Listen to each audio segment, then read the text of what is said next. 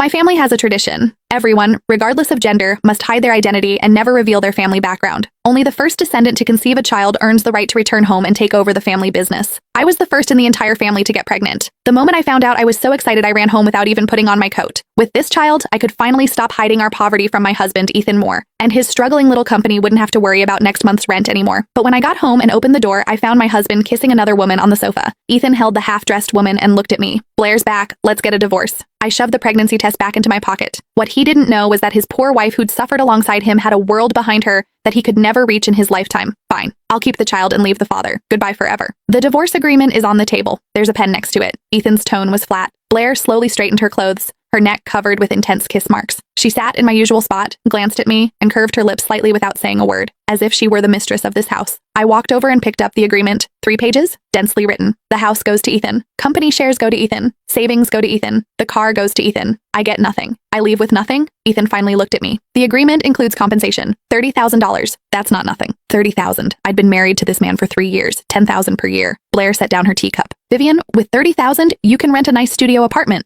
I stared at her. "When did you get back?" "Yesterday." Blair tilted her head. "Ethan picked me up from the airport. He waited 4 hours. My flight was delayed. Yesterday. Yesterday, Ethan told me he had to work late at the company." Blair stood up and walked to Ethan's side, naturally linking her arm through his. "Ethan said you're a good person and wouldn't make things difficult for me." Ethan didn't pull away from her touch. The phone in my pocket pressed against the pregnancy test, jabbing painfully into my thigh. I'd planned to come home and tell him, "Ethan, we're having a baby. You won't have to lose sleep over rent anymore. Won't have to grovel and drink with clients until you get stomach bleeding." I thought today would be our best day. "Where's the pen?" Ethan pointed to the coffee table. I crouched down to get the pen. From this angle, I could see Blair's hand resting on Ethan's waist. When I uncapped the pen, the pregnancy test nearly slipped out of my pocket. I quickly pressed it back in. "Sign on the last page. Date it today." Ethan's voice came from above. I signed my name, Vivian Stone, put down the pen, and stood up. "Fine. The agreement needs to be filed at the courthouse to take effect. Tomorrow morning at 9, I'll come find you." After speaking, Ethan picked up his phone and unlocked it right in front of me, scrolling to his contacts. He changed my label from "My Darling Wife" to Vivian Stone. Then he closed his phone and put it back in his pocket. Blair leaned on his shoulder. "Ethan, I want to eat your spaghetti." "All right, I'll make it right now." Ethan actually turned and went into the kitchen. 3 years, and he'd never cooked for me once. I'd asked him if he could cook. He said no, said he couldn't even fry an egg without burning it. Now he tied his apron with more practiced ease than tying his shoelaces. Blair shrugged at me. "Vivian, don't just stand there. Hurry and take whatever you need. Tomorrow I'm having people come redecorate. I looked at your clothes. They're all pretty worn. Don't bother taking them. They're too shabby even for cleaning rags." I went back to the bedroom and grabbed my important documents and a cloth bag containing a few things I'd brought from home when I got married. Things that had nothing to do with Ethan. When I came out and passed the kitchen, Ethan was cutting tomatoes. The knife thumped against the cutting board. He didn't look up. I changed my shoes at the door.